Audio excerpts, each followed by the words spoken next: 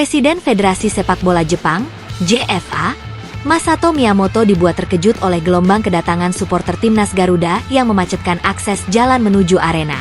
Pada Sabtu pagi, 7 Juni 2025, tepat pukul 8.30 waktu setempat, ribuan supporter timnas Indonesia, kebanyakan datang dari berbagai kota di Jepang maupun pulang pergi dari luar negeri, bergerak massal menuju Stadion Suita, Prefektur Osaka. Tanpa terkoordinasi penuh dengan aparat setempat, mereka menutup Jalan Kawanishi dan Jalan Ibaraki yang biasa menjadi jalur utama kendaraan menuju stadion. Akibatnya, arus lalu lintas lumpuh total sepanjang lebih dari 2 km, menimbulkan antrean panjang kendaraan pribadi, bus charter, dan layanan taksi yang tidak bergerak sama sekali. Masato Miyamoto, yang tiba di kantor JFA di Tokyo sebelum berangkat ke lokasi pertandingan, menerima laporan darurat dari jajarannya. Saya benar-benar kaget mendengar situasi ini. Kami sudah sampaikan himbauan kepada supporter dari berbagai negara untuk menghormati peraturan lalu lintas dan menjaga kelancaran operasi pertandingan, ujar Miyamoto dalam konferensi pers singkat via video call pada pukul 9. Ia menambahkan bahwa insiden ini bisa menciptakan citra negatif bagi citra sepak bola Jepang yang selama ini dikenal tertib dan profesional.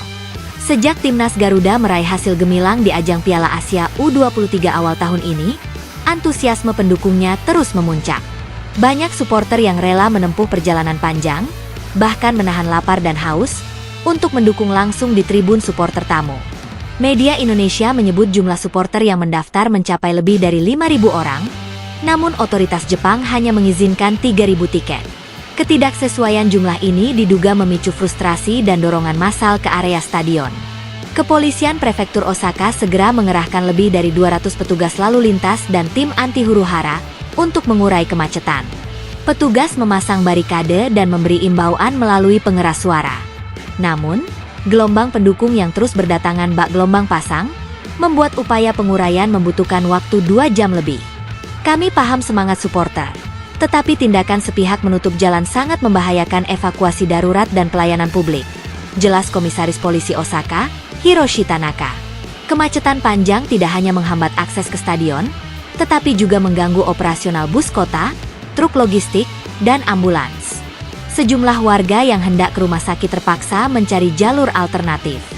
Restoran dan toko di sekitar area pun sempat menutup sebagian operasional karena tidak bisa menerima pasokan. Sekolah setempat menunda pelajaran pagi setengah jam untuk menunggu situasi mereda. 6. Klarifikasi dari pihak penyelenggara pertandingan. Panitia penyelenggara, LOC, pertandingan persahabatan antara Jepang dan Indonesia menegaskan bahwa perizinan supporter asing sudah melalui mekanisme resmi, dan kapasitas tribun tamu adalah 3.000 orang. Kami sudah berkali-kali mengumumkan batasan jumlah penonton, serta himbauan untuk tiba lebih awal dan menggunakan moda transportasi umum, kata Ketua LOC, Ayumi Nakamura. Ia menyebut insiden kemarin adalah bentuk ketidakpatuhan sebagian supporter, bukan kegagalan koordinasi panitia. Melalui perwakilan komunitas supporter, Gabungan Supporter Indonesia di Jepang, GSIJ, mereka mengaku terlambat memperoleh tiket, lalu berinisiatif bergerak bersama agar suaranya didengar. Kami sangat menantikan momen mendukung timnas Garuda.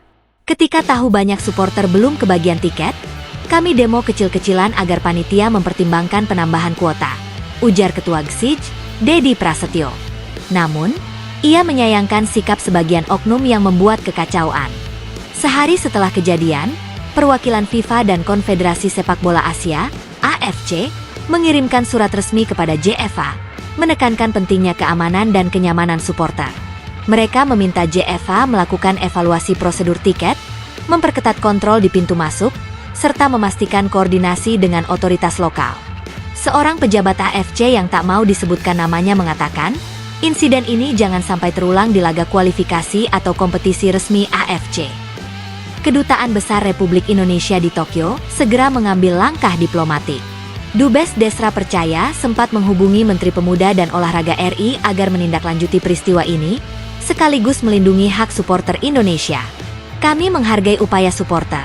Namun kami juga meminta mereka taat aturan di negara tuan rumah agar citra positif Indonesia tetap terjaga, ucap Desra.